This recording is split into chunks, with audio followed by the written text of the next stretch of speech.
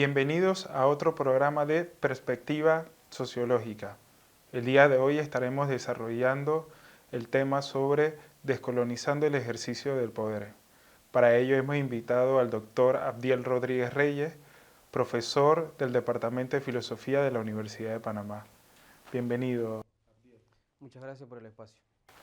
Abdiel, háblenos un poco sobre decolonialidad. ¿Qué es la decolonialidad? Sí, para empezar un poco, para ir desgranando esta pregunta, vamos a analizarlo primero como un concepto, es decir, el concepto de la decolonialidad. Pero también hay que tener en cuenta que la decolonialidad es un posicionamiento político y epistemológico. Vamos a iniciar un poco con eso del concepto porque ambas cosas al final de cuentas se van a ir relacionando. El concepto de decolonialidad está compuesto de un prefijo, es decir, el prefijo de. El prefijo de significa, podemos decir que el prefijo de es negación, cambio de dirección. ¿Con respecto a qué? Con respecto a la colonialidad. Entonces, para entender primero qué es la decolonialidad, primero entonces necesitamos saber qué es la colonialidad. Este concepto ya tiene una larga historia que, para hacer el recorrido corto, este concepto, como bien sabrás, siempre se le acuña a Aníbal Quijano, pues, que es un pensador central e importante de las ciencias sociales en América Latina. Pero el concepto tiene un recorrido anterior y es más amplio. Por ejemplo, un español que se llama José María Torres Cordero, en 1967 hacía referencia al concepto de colonialidad, pero explicaba, era la situación del colonizado. Ahí tenemos un referente que mencionó en un texto explícitamente el concepto de colonialidad. Posteriormente, todo el pensamiento negro, fundamentalmente en Estados Unidos, empieza a ser lo que se conoce como marxismo negro. Pues. En el marxismo negro podemos mencionar, por ejemplo, a Sir Edith Robinson, también hay un feminismo negro de Patricia Hill Collins. ¿Y qué es la novedad? Y también había que mencionar a Angela Davis, es que ellos incorporan la cuestión de la raza en el análisis.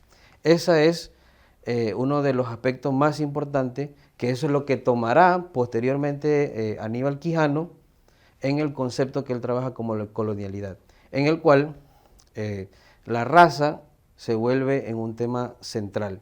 Y entonces él, a partir de allí, empieza a hablar que la colonialidad es un patrón mundial en base a la raza y que la sociedad se funda en base a ese patrón de poder mundial.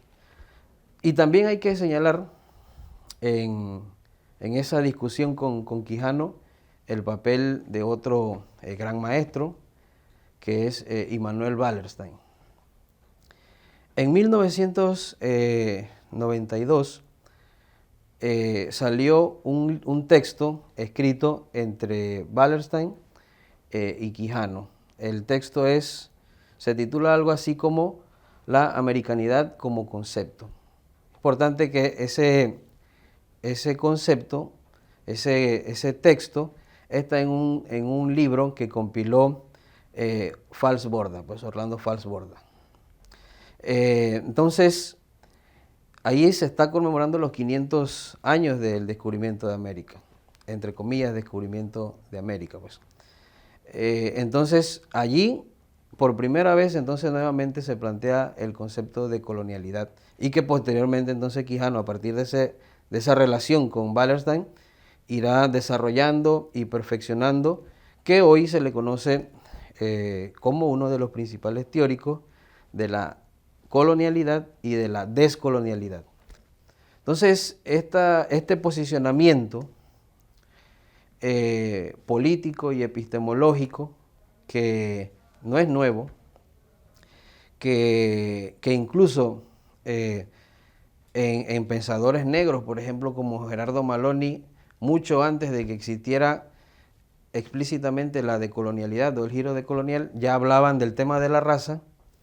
Lo que hacen estos grupos o estas nuevas generaciones de pensadores es poner sobre la palestra pública y poner en la palestra de los circuitos académicos estadounidenses nuevamente el tema de la raza como un problema académico y que hay que tratarlo también dentro de la academia. Yo creo que ese es el aporte, por un lado. También en el marco de estos aportes que hace el giro decolonial es denunciar el eurocentrismo, pues. Las ciencias sociales son fundamentalmente eurocéntricas, pues. Y es importante entonces descolonizarnos, pues. Descolonizarnos precisamente de ese eurocentrismo que goza de muy buena salud en el departamento de ciencias sociales, en el departamento de filosofía, en los departamentos de todas las carreras de ciencias sociales, no solamente en Panamá, sino el mundo, pues. Ahora me gustaría, profesor, que nos explique qué es el poder, pero después de la pausa. Nos vemos en unos minutos. Creo que los mecanismos de poder son mucho más amplios que el mero aparato jurídico legal, y que el poder se ejerce mediante procedimientos de dominación que son muy numerosos.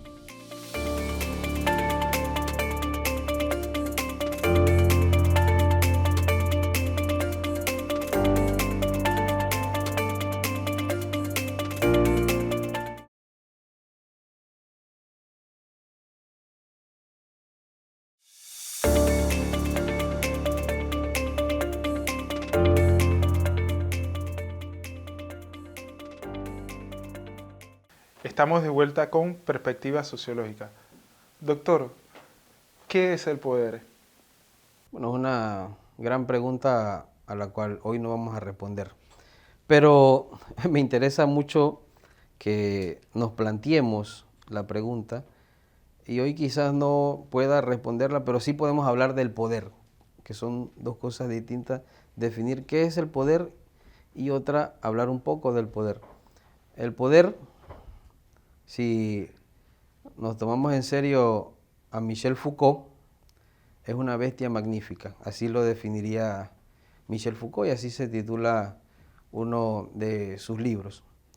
Hay muchos teóricos que hablan sobre el poder, pero yo creo que Foucault es uno de los más importantes específicamente para hablar del poder y fundamentalmente su obra genealógica. Cuando me refiero a su obra genealógica, me refiero a sus últimos cursos del Colegio de Francia, pues.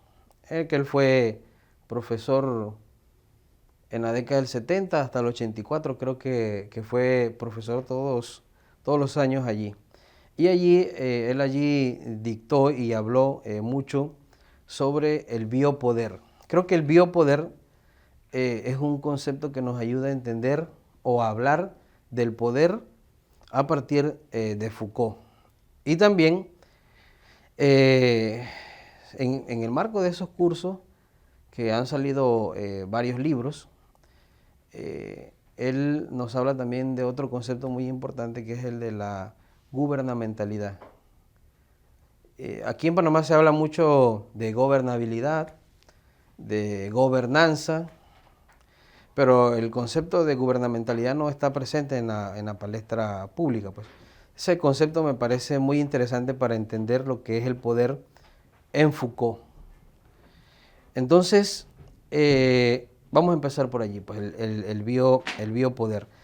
Foucault, lo innovador, lo interesante en Foucault, bueno, y también hago un paréntesis, yo estoy de acuerdo con el diagnóstico que hace Foucault, pero no con las salidas que podemos tener con Foucault, porque prácticamente Foucault no nos da salida. Pues hay una apolitización en Foucault que no comparto, pero el diagnóstico crítico que hace Foucault me parece muy, muy interesante. Entonces, en ese texto que se titula algo así como Seguridad, Territorio, Población, él entonces allí define el biopoder como aquel poder que está relacionado también con tu cuerpo biológico, por ejemplo, la parte biológica. Es decir, el poder está relacionado a tu cuerpo biológicamente. Entonces el biopoder es la política también, la política que hay sobre tu cuerpo. Eso nosotros lo pudimos ver muy bien o claramente. Foucault lo vio desde sus textos del nacimiento de la clínica, la prisión, todo eso. Él lo veía bien teóricamente, pues se lo contemplaba teóricamente desde hace mucho tiempo. Pero nosotros lo podemos ver concretamente en la pandemia, pues. En la pandemia a nosotros nos disciplinaron nuestros cuerpos, pues. Es decir, nos dijeron qué día podíamos salir, a qué hora podíamos salir y qué género podía salir, pues. O sea, eso es un ejemplo que todo lo que había pensado Foucault realmente se pone en práctica, pues. O sea, porque estas instituciones ya tenían toda la estructura para disciplinarnos. Pero Foucault habla de que el biopoder, es decir, esa disciplina del cuerpo, o sea, los aspectos biológicos de la vida también forman parte de la política. Él lo ve más que todo entre individuos. Es más, por eso Foucault en muy pocas ocasiones, sabe que en la sociología les interesa mucho hablar de la sociedad. En cambio, Foucault habla de la población, precisamente para hablar de individuos. El poder siempre es un mecanismo de dominación. Ese es el punto con Foucault. Y mucho de la tradición occidental se basa en que el poder es un mecanismo de dominación en la cual no podemos desligarlo del individuo, de tu cuerpo. Ahora, hablando de salidas, nos gustaría que nos explicara entonces qué vendría siendo descolonizar el ejercicio del poder, pero lo haremos en el siguiente bloque. Nos vemos en unos segundos. La experiencia transmitida por los pueblos zapatistas al pueblo de México y a los pueblos del mundo, es decir, experiencia horizontal convocada por los de abajo, por otros de sus iguales, por otros también de abajo, que constituye un verdadero acontecimiento excepcional.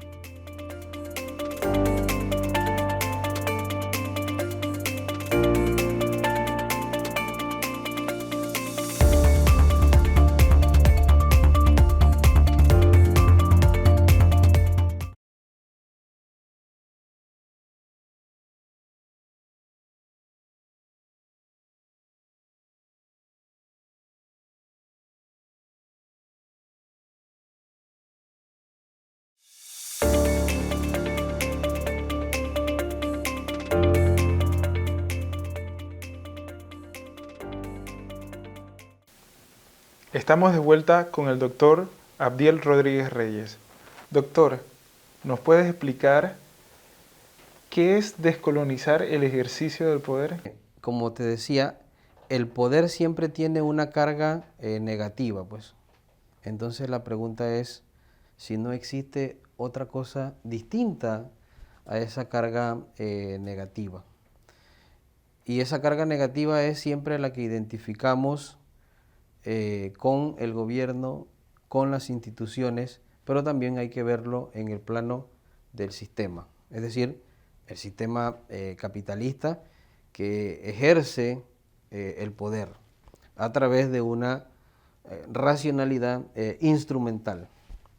Entonces yo creo que uno de los pensadores que nos puede ayudar a darle otra mirada, a darle otro contenido positivo al poder es Enrique Dussel.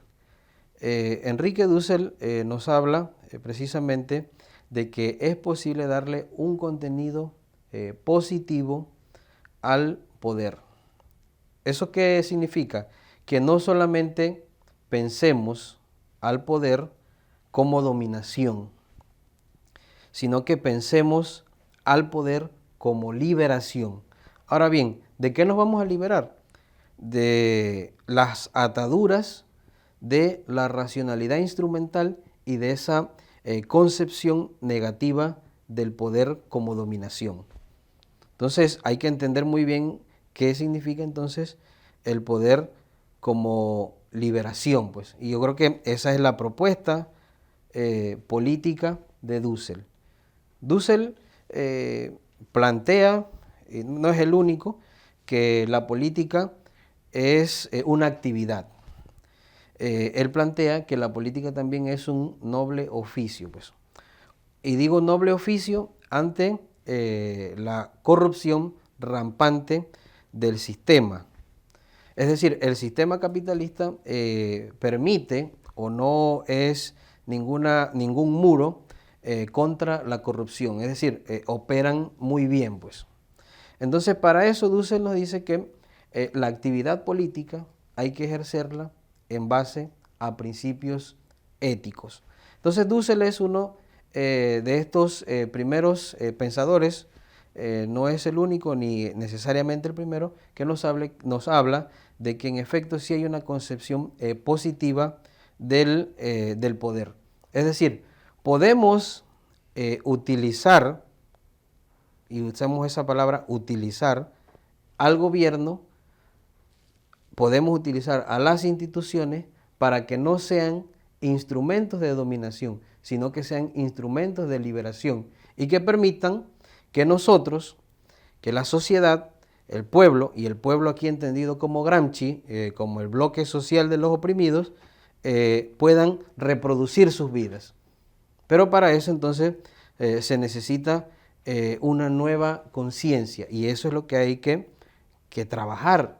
O sea, por ejemplo, Fray Beto, que es un fraile dominico que trabajó mucho en el gobierno de Lula, precisamente luego de terminar el gobierno y de dirigir el programa Hambre Cero y de que muchas personas en Brasil dejaron de estar en extrema pobreza y poder alimentarse, de eso se trataba el programa, llegó a decir que el gran problema que tuvo fue que no trabajaron el tema de la conciencia. Es decir, podían sacar a una persona de la extrema pobreza, de la hambruna, pero esa misma persona no tenía conciencia de que se requería seguir afianzando esa otra forma de hacer política. Entonces, Dussel plantea concretamente que sí es posible una descolonización del ejercicio del poder, y entonces aquí ya tenemos no una concepción negativa como Foucault de el poder como dominación, sino con Dussel tenemos que el poder también puede ser liberación o emancipación si se quiere, pues. Entonces él nos dirá que nosotros tenemos que emplear por lo menos tres momentos para ir preparándonos en ese proceso de descolonizar el ejercicio del poder. ¿Cuáles son esos tres momentos? El primer momento es la crítica. Nosotros tenemos que hacer la crítica del orden vigente. Este orden vigente en el que impera una racionalidad instrumental. Es decir, no es que hay que criticar a la razón por la razón, sino a su instrumentalización. Ese es el punto, pues. Porque muy bien puede ser un gobierno capitalista o un gobierno socialista, porque si reproduce esa misma racionalidad instrumental, el fin es el mismo, pues.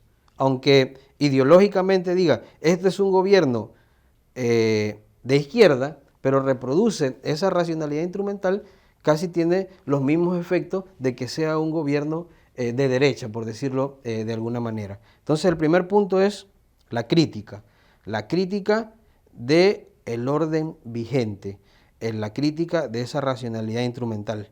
Yo creo que hay dos problemas muy interesantes que se pueden criticar de este orden vigente. Pues, por un lado, son las desigualdades económicas. Pues. Cada vez más se concentra el poder económico en menos manos y una base de pobres va aumentando. Bueno, esos son los estudios de Claxo con Oxfam que evidencian eso, pues, que hablan del 1% de la población y de los mega ricos que concentran las riquezas. Por otro lado, entonces está el problema del deterioro ambiental. Entonces, el deterioro ambiental se expresa concretamente y lo podemos ver cuando vemos que aumenta la huella ecológica y disminuye la biodiversidad. Entonces, eso nos lleva directamente a lo que Walter Benjamin hablaba de la hecatombe, pues.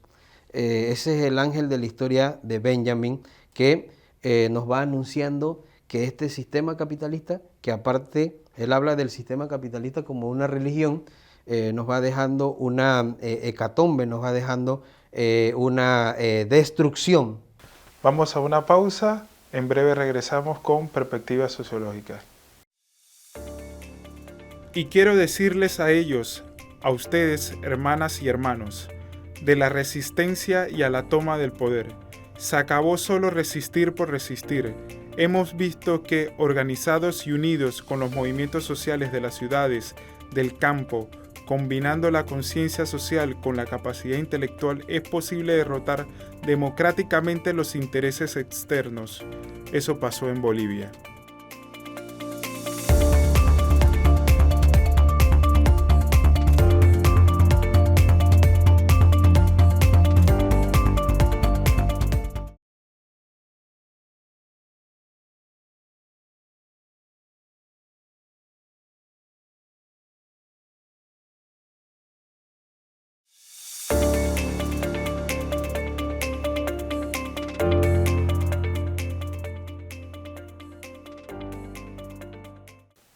Continuamos con Perspectiva Sociológica.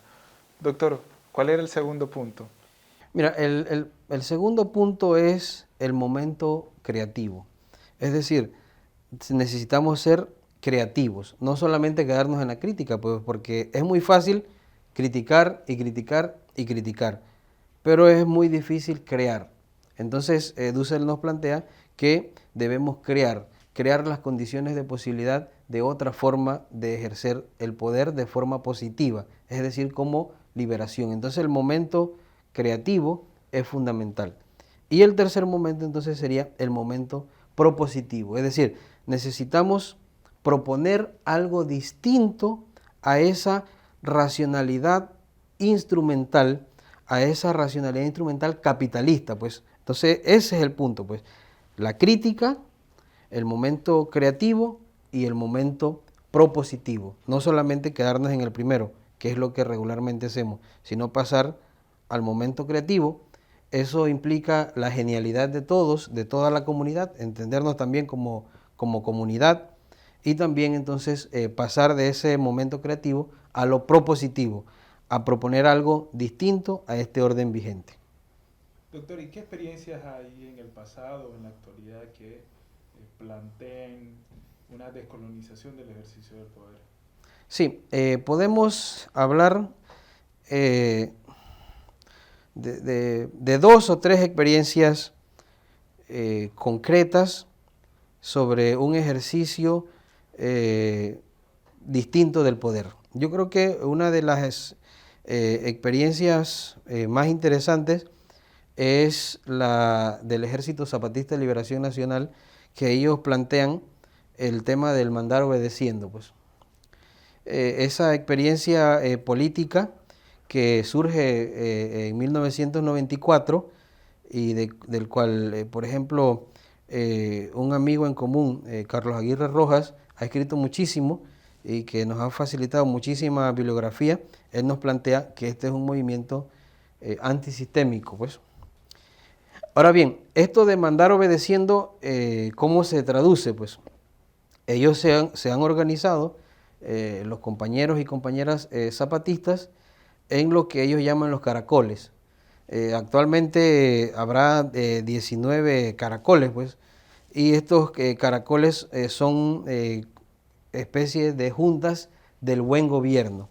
Y esto se ha traducido, según ellos y según la bibliografía a la cual podemos acceder, me refiero al mismo maestro Carlos Aguirre Rojas y también a Raúl Romero, es que todas estas juntas del buen gobierno han dado como resultado una mejora en materia de salud, de educación, y estas juntas del buen gobierno son autónomas y no tienen apoyo del gobierno, pues. Y ahí vemos, a pesar de que sea un gobierno que podemos llamar progresista como el de López Obrador. Entonces esta es una experiencia muy importante que nos plantea otra forma de ejercer el poder, pues. Estas juntas del buen gobierno, como te planteaba, han dado, según estos intelectuales solidarios con estas causas, buenos resultados en materia de educación. Hay muchísima bibliografía al respecto. Ellos tenían un seminario sobre el pensamiento crítico y la hidra capitalista, que está en línea, se puede consultar, muy interesante esa bibliografía de las discusiones, porque ellos no solamente se quedan en las juntas del buen gobierno como una práctica autonómica y en resistencia, porque ellos lo que plantean es que ellos están organizando al pueblo para resistir. Entonces, ellos no solamente se quedan en la actividad política concreta, sino que ellos también están desarrollando su propia teoría, pues. Ahora bien, ellos no son ajenos y no se abstraen, pues. Han querido intervenir en la política electoral, pues, con la postulación o la potencial postulación en las elecciones pasadas, pero que no logró mucho éxito, de Marichuy. Y eso no se logró. Es decir, que no es que ellos estén en una isla, pues, sino que quieren intervenir también en la política electoral. Y ya eso tiene, los caracoles tienen más de 19 años, es decir que quizás 19 años no sea un tiempo suficiente para hacer un balance que concluya que es sostenible, pero yo creo que con 19 años ya podemos decir que por lo menos estas juntas del buen gobierno han funcionado, pues. Y como señalan estos compañeros, como Raúl Romero, ha dado buenos resultados. Entonces allí tenemos una primera experiencia, el mandar obedeciendo. Una segunda experiencia es la experiencia de Evo Morales. Evo Morales, que entonces él plantea otro eslogan, pues. Él dice, yo ejerzo un poder obedencial. Entonces ya eso nos indica que es otra forma de ejercer el poder. No es ejercer el poder como dominación, sino es que es ejercer el poder de forma obedencial. Entonces tenemos dos eslóganes, mandar obedeciendo, yo ejerzo un poder obedencial. Pero más importante es que se introduce en la Constitución temas muy importantes, temas como el buen vivir, el tema como la vida buena, el tema como la armonía con la naturaleza. Y muchos de estos gobiernos progresistas, me refiero al de Hugo Chávez y también al de Correa en Ecuador y Venezuela, fueron incluyendo el tema del derecho de la Pachamama. Y yo creo que eso es muy importante. En otras constituciones no necesariamente se reconoce el derecho de la naturaleza o tampoco se habla de un buen vivir. Ahora bien, esto de que se plantea en las constituciones ahora se tiene que traducir o que sea algo cotidiano. Es decir, que todas las personas tengan intrínsecamente una idea de qué es la vida buena, de qué es la armonía de la naturaleza. Todo lo contrario que pasa en Panamá, que ahora mismo estamos siendo expoliados nuestros minerales por una empresa extranjera, cuando lo que se debería hacer es todo lo contrario, cuidar nuestra casa común, porque al final de cuentas, descolonizar el ejercicio del poder político significa ir en búsqueda de un principio, y ese principio es reproducir la vida en comunidad, en metabólica relación con la naturaleza y las demás especies. Muchas gracias, doctor, por su participación. Le agradezco a los televidentes por su atención. Nos vemos en un próximo programa de Perspectiva Sociológica.